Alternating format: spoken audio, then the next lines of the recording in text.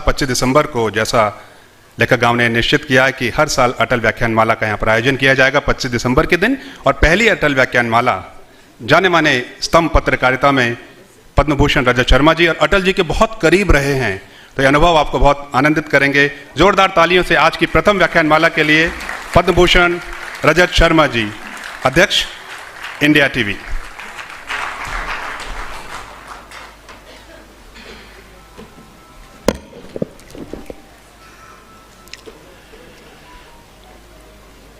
हम सबके आदरणीय शिव प्रकाश शुक्ल जी के बारे में मैंने अरुण जेटली जी से बहुत कुछ सुना है, उनके साथ इन्होंने काम किया है और इनकी प्रशंसा में अरुण जी बहुत सारी बातें कहते थे। पुष्कर धामी जी, इनकी प्रशंसा तो स्वयं प्रधानमंत्री नरेंद्र मोदी करते हैं। इनके कामों की चर्चा पूरी दुनिया में होती है और जो कानून ये बनाते हैं देश के दूसरे राज्य उसको फॉलो करते हैं, तो बहुत बहुत अभिनंदन आपका। और निशंक जी को तो आप सब जानते हैं, उन्होंने जो परिकल्पना की है इस लेखक गांव की, मुझे लगता है कि आज अटल जी अपने 100वें जन्मदिन पर जहां भी होंगे बहुत बहुत आशीर्वाद देंगे निशंक जी को।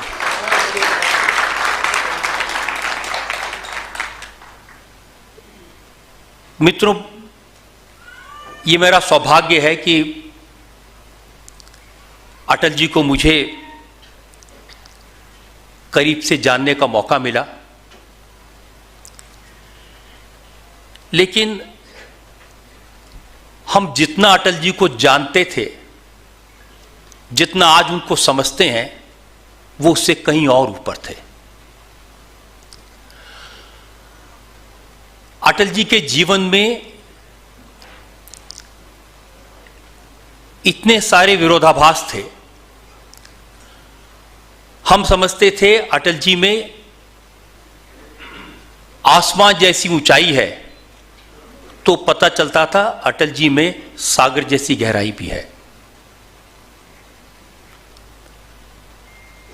एक बार मैंने उनसे पूछा, अटल जी आप कवि हैं लेकिन राजनीति में हैं, आप कुंवारे हैं लेकिन परिवार के साथ रहते हैं, तो आपके जीवन में इतने सारे विरोधाभास हैं। तो उन्होंने कहा आपने ध्यान नहीं दिया, हमारे माता पिता ने हमारा नाम रखा था अटल बिहारी, मैं अटल भी हूं और बिहारी भी हूं। तो जब नाम में विरोधाभास है तो फिर काम में होगा। अटल जी को हम सबने जाना एक तेजस्वी वक्ता के रूप में। मुझे याद है 1977 में, 1977 में, जब हम सब लोग इमरजेंसी के बाद जेल से बाहर निकल कर आए थे और चुनाव जब डिक्लेयर हो गए, तो पहली पब्लिक मीटिंग ऑर्गेनाइज करनी थी।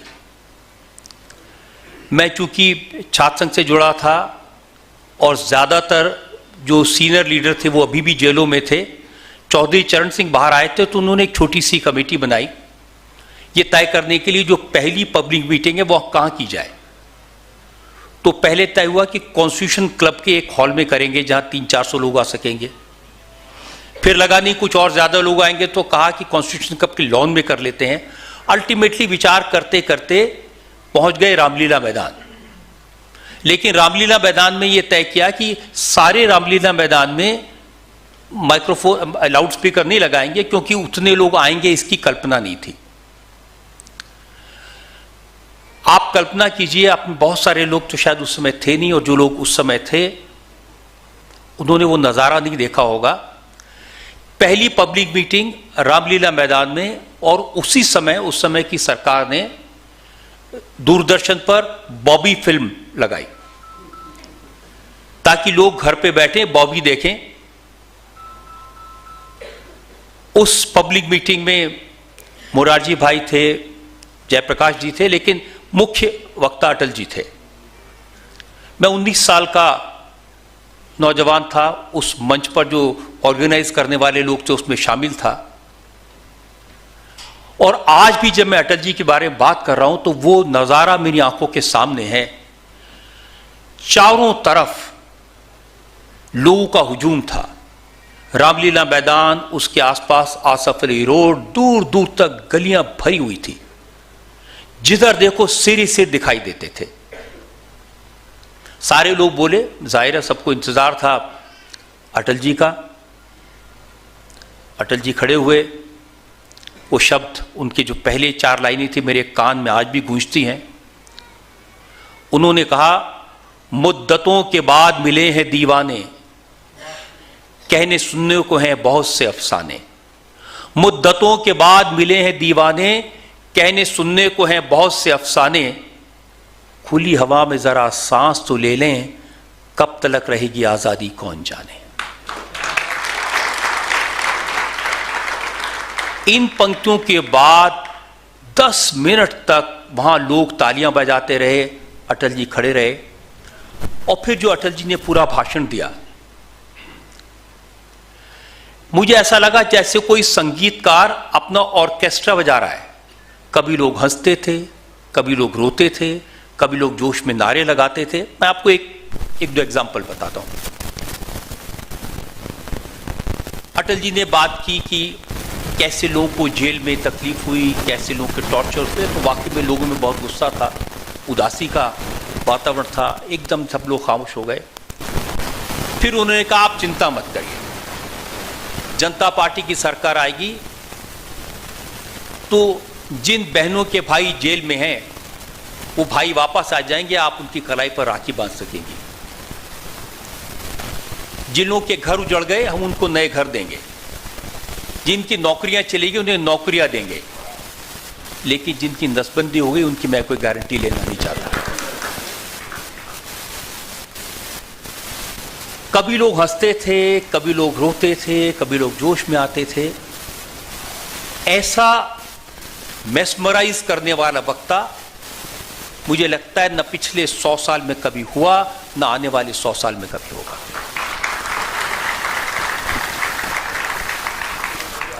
और उनकी मानता देखिए, एक दिन मैंने उनसे कहा कि अटल जी, मुझे आपसे ये बोलने की कला सीखनी है। तो उन्होंने कहा कि नहीं, हमसे आप बोलने की कला मत सीखिए, अगर कुछ सीखना है तो ये सीखिए कि चुप कहाँ रहना है। और ये उनकी सीख बहुत काम आई। और जब जब मैं चुप नहीं रहा तो उसका खमियाजा भुगतना पड़ा। एक बार दिल्ली के दौलत राम कॉलेज में एक समारोह था, छात्र संघ का उद्घाटन होना था। तो अटल जी की जो डॉटर गुन्नू, नमिता उनका नाम है, वो कॉलेज के छात्र संघ की अध्यक्ष थी। तो उन्होंने अटल जी को छात्र संघ का उद्घाटन करने के लिए बुलाया। वो विदेश मंत्री थे भारत सरकार में, और मैं चूंकि दिल्ली विश्वविद्यालय छात्र संघ का अध्यक्ष सेक्रेटरी था, तो मुझे उन्होंने उसकी अध्यक्षता करने के लिए बुलाया। तो अटल जी मेरे बगल में बैठे थे। उन्होंने मेरे से पूछा कि ये कैसा कॉलेज है। तो मैंने कहा जी, ये बहनजियों का कॉलेज है। अच्छा, क्यों? मैंने कहा देखिए, जो एक हैप कॉलेज होते हैं, LSR है, मिरांडा हाउस है। फिर उनसे पहले जब मैंने स्पीच दी तो स्पीच में मैंने कहा कि हमारे देश जो टैलेंट है वो बाहर जा रहा है, हमारे इंजीनियर बाहर जा रहे हैं, हमारे डॉक्टर बाहर जा रहे हैं, तो विदेश मंत्रालय को इसके लिए कुछ करना चाहिए। अब ये मुझे कितना महंगा पड़ा। अटल जी खड़े हुए, उन्होंने कहा, प्रिंसिपल साहिबा,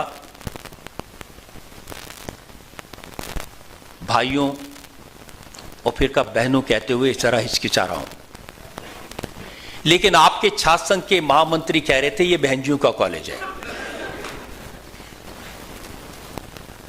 अब मेरा तो जान निकल गई कि वो कॉलेज, मेरा कॉलेज और वो कॉलेज बराबर में थे। उस कॉलेज में मैं काफ़ी पॉपुलर था, और मुझे कहा ये लड़कियां मुझे अब छोड़े ही नहीं।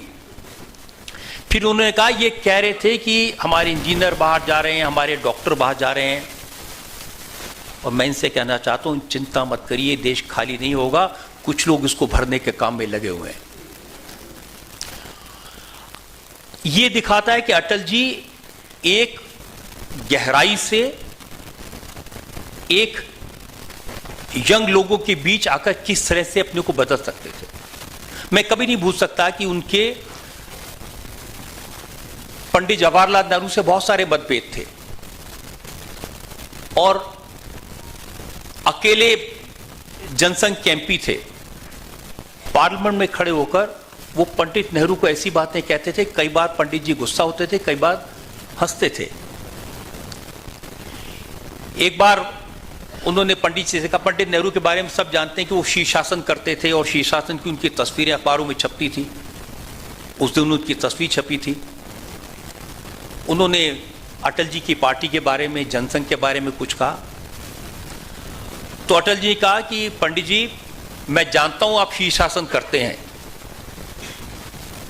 मैं जानता हूं आप सिर नीचे पैर ऊपर करते हैं, लेकिन मेरी पार्टी को उल्टा होकर मत देखिए। और फिर एक वो दिन आया जब पंडित नेहरू का इंतकाल हुआ, उनकी डेथ हुई,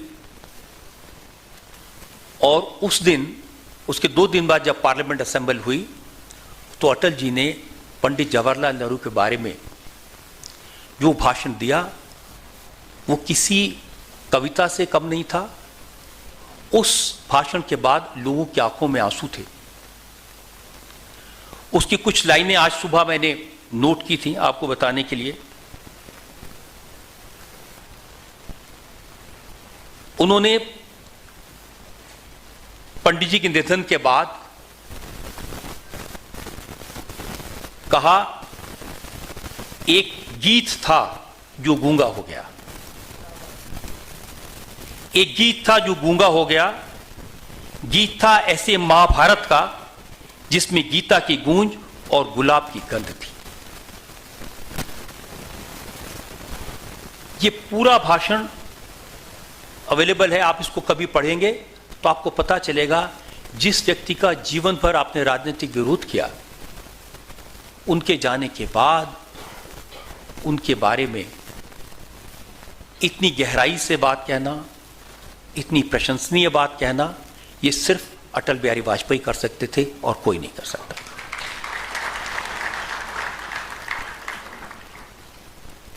अटल जी को हम सब लोग कवि के रूप में जानते हैं, कोमल हृदय के रूप में जानते हैं। उनके चेहरे पर करुणा बरसती थी, लेकिन जब देश के लिए कुछ करने का मौका आता था तो फिर उनका कवि, उनकी करुणा बैकसीट ले लेती थी। उन्होंने पोखरण में बम विस्फोट किया, भारत को परमाणु शक्ति बनाया। अमेरिका देखता रह गया किस चुपचाप और किस चतुराई से उन्होंने ये काम किया, और ये दिखाया कि अटल बिहारी वाजपेयी अगर कवि है एक तरफ, लेकिन उनका जो हृदय है वो वज्र जैसा कठोर भी है जब बड़े फैसले लेने होते हैं।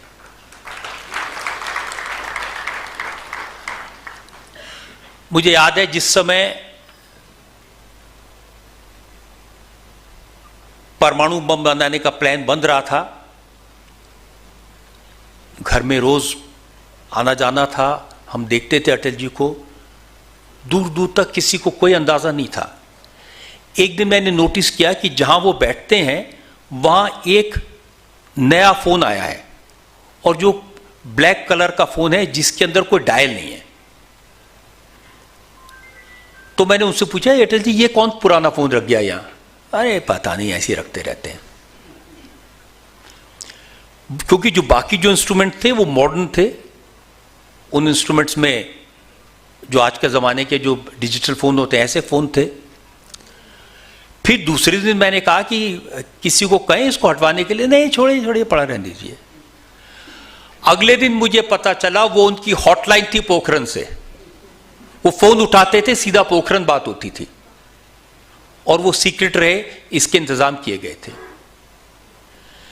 अटल जी के बारे में हम ये सोचते थे उनका व्यक्तित्व खुला है, सब कुछ उनके बारे में कोई भी जान सकता है, लेकिन जब देश के लिए कुछ छुपाने का मौका आया तो उन्होंने पूरी दुनिया से छुपाया, और कितना बड़ा काम किया इसकी कल्पना भी नहीं की जा सकती।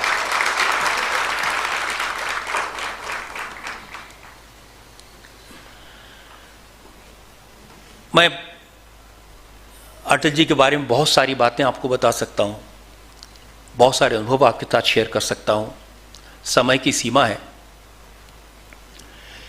मैं उनको छात्र जीवन से जानता था, फिर बाद में स्टूडेंट लीडर था तो फंक्शन में मुलाकात होती थी, ऐसा कोई गहरा संबंध नहीं था। बहुत सारे लोग उनको जानते थे, बहुत सारे लोग अटल जी के एडमायरर थे, ऐसे लाखों लोग थे जिनके घरों में वो जाकर रहे थे, ऐसे हजारों लोग थे जिनकी गाड़ियों का उन्होंने इस्तेमाल किया था, और अपनी पार्टी को बड़ा बनाने में उनका यह बहुत बड़ा योगदान था।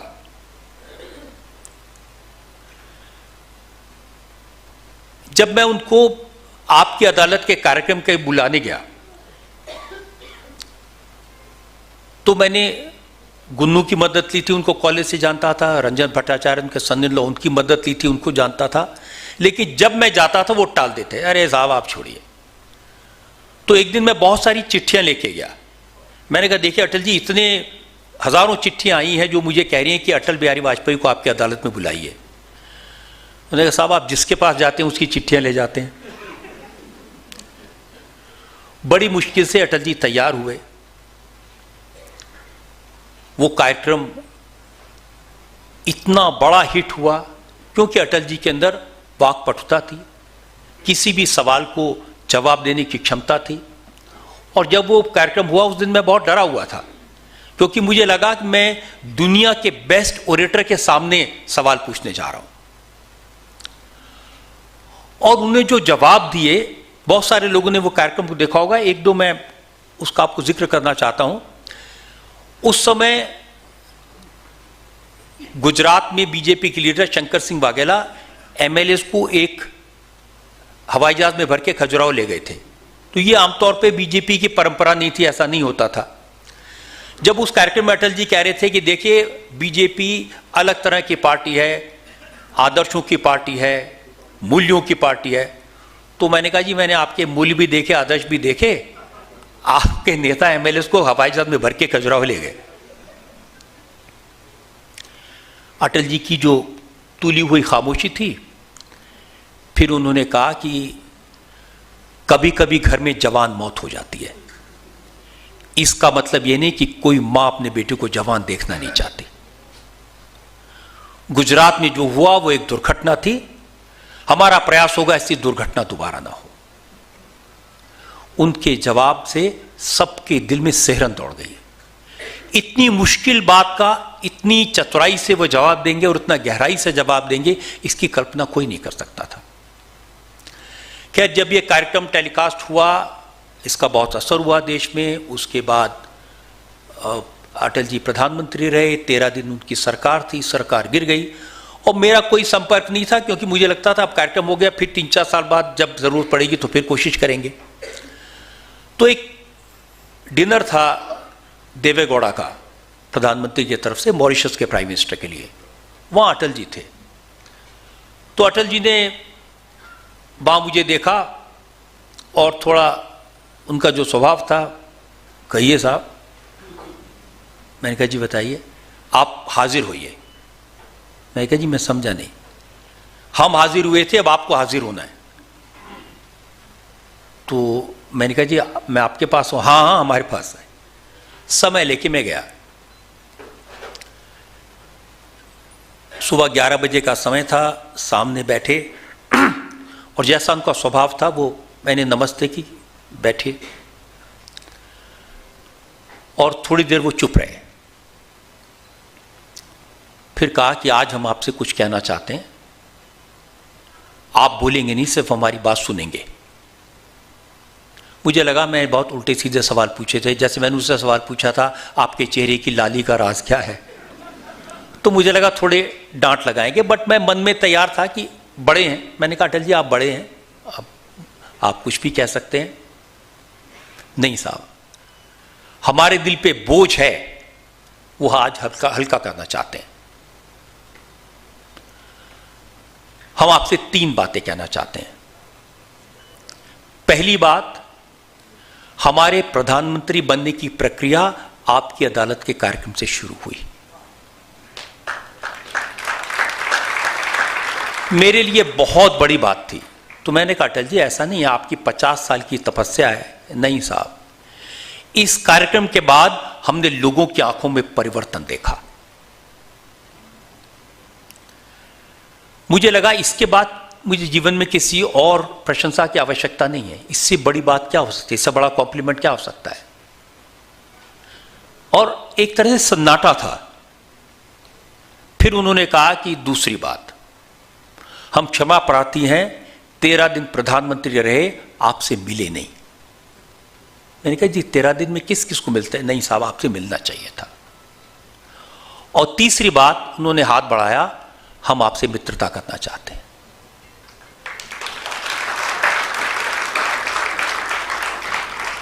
मुझे लगा उनको ये तीनों बातें कहने की कोई आवश्यकता नहीं थी। इतना उदार, इतना बड़ा हृदय सिर्फ और सिर्फ अटल बिहारी वाजपेयी का हो सकता है और किसी का नहीं। और इस घटना के बाद आपसे मैं शेयर कर सकता हूं कि 3-4 दिन तक मैं सो नहीं पाया। उनके शब्द बार बार मेरे कानों में गूंजते थे और सिर्फ हम दोनों की बात थी, मैं किसी से कह भी नहीं पा रहा था। मैंने पहली बार यह बात 2014 में शेयर की, क्योंकि 2014 में जब मोदी जी को प्रधानमंत्री पद का उम्मीदवार डिक्लेयर कर दिया गया, मैं कोशिश कर रहा था उन्हें आपकी अदालत में बुलाने के लिए। मैं बार बार फोन करता था, टाइम तय नहीं हो पा रहा था, तो मैं अहमदाबाद गया।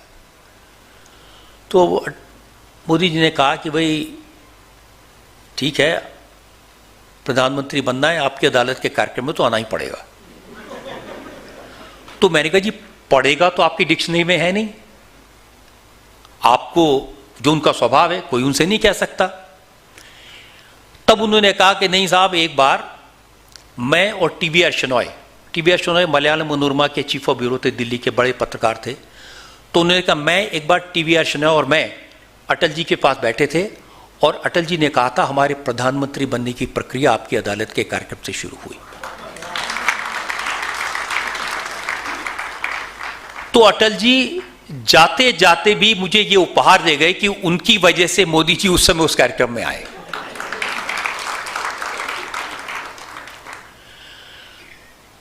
जब हम उनको करीब से देखते थे तो बार बार ये दिखता था कि ये आदमी दोस्तों के दोस्त हैं। उनके दिल से, उनके बॉडी लैंग्वेज से सिर्फ प्यार मोहब्बत निकलती थी। वो पड़ोसी देशों से मित्रता चाहते थे। एक उनका वाक्य जब फेमस है, सब वो हमेशा कहते थे कि मित्र बदले जा सकते हैं, पड़ोसी नहीं बदले जा सकते। जब वो लाहौर गए बस लेकर पाकिस्तान से बात करने के लिए, उस समय मैं उनके साथ बस में नहीं जा पाया था, लेकिन जब वो बस जा रही थी और टीवी पर लगातार दिखाया जा रहा था, तो मैं राजनीति में उनके सबसे बड़े विरोधी सीताराम केसरी के घर गया था उनसे मिलने के लिए। और सीताराम केसरी जी अटल जी को वो बस में जाते हुए देख रहे थे और देखते देखते उनकी आंखों से आंसू बहने लगे। मैंने पूछा क्या हुआ? हम उनको चाचा कह, मैं चाचा क्या हुआ? तो उन्होंने कहा आज पश्चाताप हो रहा है कि मैंने इस व्यक्ति का विरोध किया। आज मुझे इस बात का बड़ा दुख है कि जिस तरह का ये प्रधानमंत्री है, जिस लेवल पर ये भारत को ले गया है, जितना इनको देखता हूं उतना मुझे दुख होता है। उनके विरोधी भी, घोर विरोधी भी उनको इतना प्यार करते थे और उनके काम करने के बाद में उनके प्रति सम्मान व्यक्त करते थे। अटल जी चाहते थे भारत और पाकिस्तान की दोस्ती हो जाए, रास्ते खुल जाएं और डिफेंस पर इतना जो खर्चा होता है वो खत्म हो जाए, दोनों देशों में करेंसी एक हो जाए। और इसका प्रयास उन्होंने किया था। लेकिन जब पाकिस्तान ने दोस्ती के प्रस्ताव को स्वीकार नहीं किया, जब कारगिल पर हमला किया, तो वही अटल जी जिन्होंने दोस्ती निभाई थी, दुश्मनी का पूरा पूरा हिसाब चुकाया। उनके नेतृत्व में कारगिल में पाकिस्तान को मुंह तोड़ जवाब दिया। जब आवश्यकता पड़ी तो उन्होंने एक रौद्र रूप भी धारण किया। यह उनकी पर्सनैलिटी का कॉन्ट्रडिक्शन था, यह उनके नाम का कॉन्ट्रडिक्शन था, यह उनके जीवन का कॉन्ट्रडिक्शन था, जो हर जगह रिफ्लेक्ट होता था। महर्षि वाल्मीकि ने रामायण में भगवान राम का वर्णन करते हुए लिखा है कि वो जो अलग अलग विचार हैं, अलग अलग तरह के मतभेद हैं, भगवान राम उनके समन्वय का रूप थे, अंतर मनों का समन्वय। मुझे लगता है कि महर्षि वाल्मीकि आज होते तो अटल जी के बारे में भी यही कहते।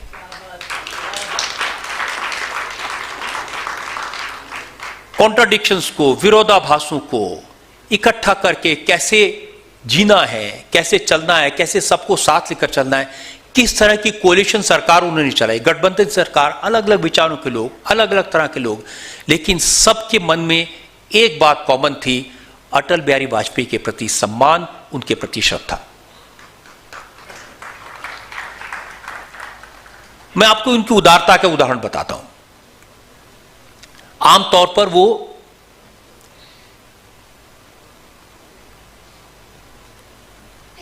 छुट्टी के लिए मनाली जाते थे, साल में एक बार 5-6 दिन मनाली में, और मेरा ये सौभाग्य था कि मैं उन 5-6 दिन उनके साथ रहता था। मैं, मेरी पत्नी, बच्चे, परिवार के लोग, सिर्फ हम लोग वहां रहते थे। और मेरा लालच ये था कि उनसे इस समय में सीखने को मिलता था, सवाल पूछने को मिलता था। एक घटना है जो आपके साथ मैं शेयर करना चाहता हूं। नॉर्मली ये था कि शाम को हम लोग टहलते थे, तो एक दिन मैंने कहा कि आज अटल जी मैं शाम को नहीं होऊंगा वॉक के लिए। क्यों? तो मैंने कहा मैं किसी को मिलने जा रहा हूं। किसे मिलने जा रहे हैं?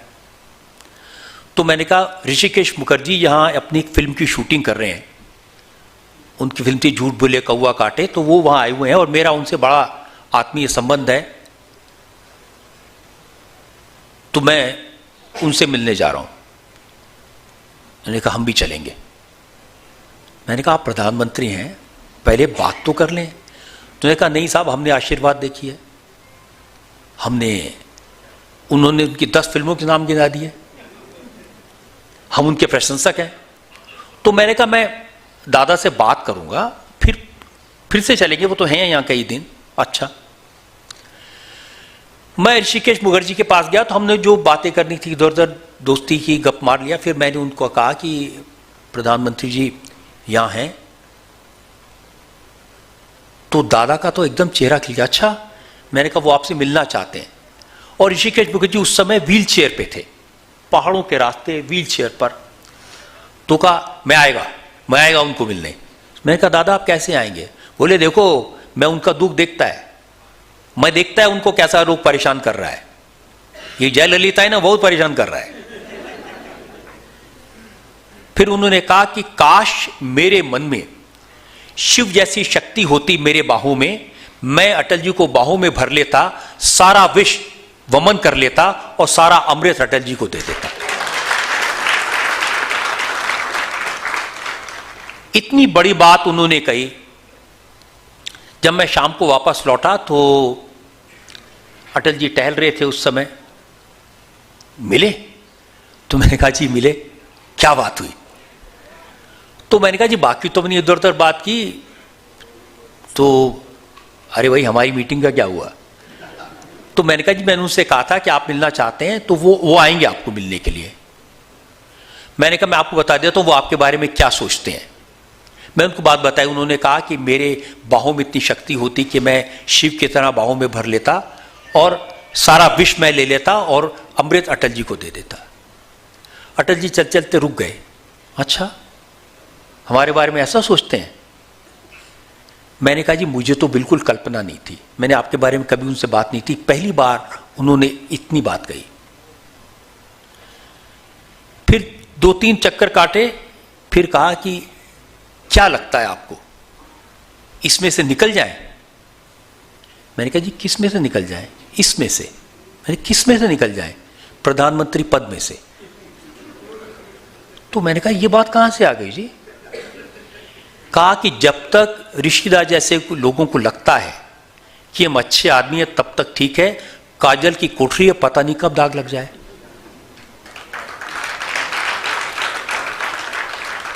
जो व्यक्ति इतनी सी बात के बल के कारण प्रधानमंत्री पद छोड़ने को तैयार हो, विचार करने लगे, उसकी महानता, उसकी उदारता कितनी होगी इसका अंदाजा लगाना मुश्किल है।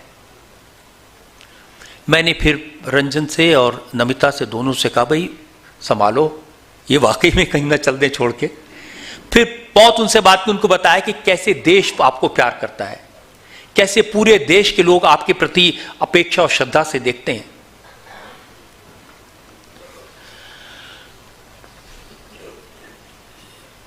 मुझे हमेशा ये लगता है कि जैसे बहती हुई हवा का कोई ठौर नहीं होता, ऐसे अटल बिहारी वाजपेयी का कोई ठिकाना नहीं था, वो सबके थे।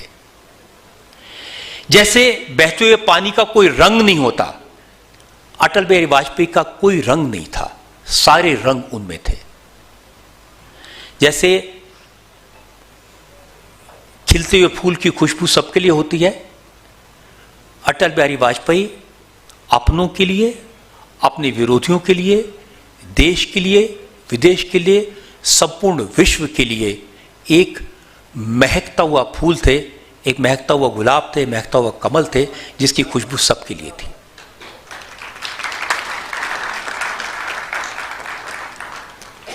सबसे प्रसन्नता की बात है कि अटल जी ने जो रास्ता हमें दिखाया, उसको आज हमारे प्रधानमंत्री फॉलो कर रहे हैं। आज ही उन्होंने एक लेख लिखा है जिसमें उन्होंने वर्णन किया अटल जी की बातों का, जिसमें उन्होंने लिखा कि जो सड़कों का जाल आज देश में फैल रहा है, ये अटल जी की परिकल्पना थी। नदियों को जोड़ने का जो प्लान है, ये अटल बिहारी वाजपेयी की परिकल्पना थी। देश को महाशक्ति बनाने का जो प्लान है, ये अटल जी की परिकल्पना थी। दुनिया भर में रहने वाले भारतीयों के मन में सम्मान की भावना पैदा करना, जो आज मोदी जी कर रहे हैं, ये अटल जी की परिकल्पना थी।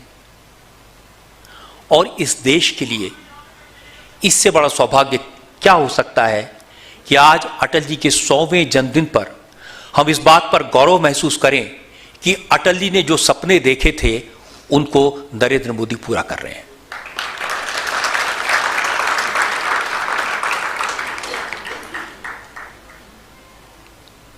मित्रों, अटल जी की महिमा को, अटल जी के कामों को एक व्याख्यान में बयान नहीं किया जा सकता, एक पुस्तक में नहीं बयान किया जा सकता, एक फिल्म में नहीं कहा जा सकता। वो महिमा इतनी अपरंपार है, लेकिन उनको जो स्वभाव है, उसके बारे में मुझे हमेशा लगता है कि जैसे भगवान कृष्ण का स्वरूप था, दर्शन भी था, चंचल भी थे। कबीर खान ने लिखा है कि जाहि आदि अनादि अछेद अभेद सुभेद बतावें, जाहि आदि अनादि अछेद अभेद सुभेद बतावें, ताही अहीर की छोहरियां छछिया भरी छाछ पे नाच नचावें। ये बात अटल जी पर पूरी तरह लागू होती है। ज्ञान का भंडार थे, मार्गदर्शक थे, लेकिन बच्चों के साथ बच्चे थे, सरल हृदय था, मासूमियत थी। इसीलिए आज अटल बिहारी वाजपेयी को इतने प्यार से हम लोग उनके 100वें जन्मदिन पर याद कर रहे हैं। और एक वाक्य उनका आज मोदी जी ने कोट किया है, वो सबको समझना चाहिए। अटल जी का भाव क्या था? उन्होंने कहा था सरकारें आएंगी जाएंगी, पार्टियां बनेंगी बिगड़ेंगी, पर यह देश रहना चाहिए।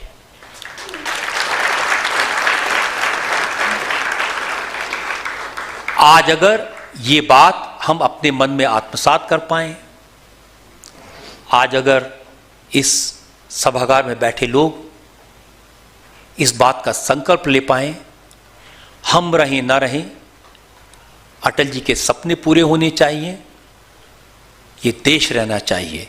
बहुत बहुत धन्यवाद।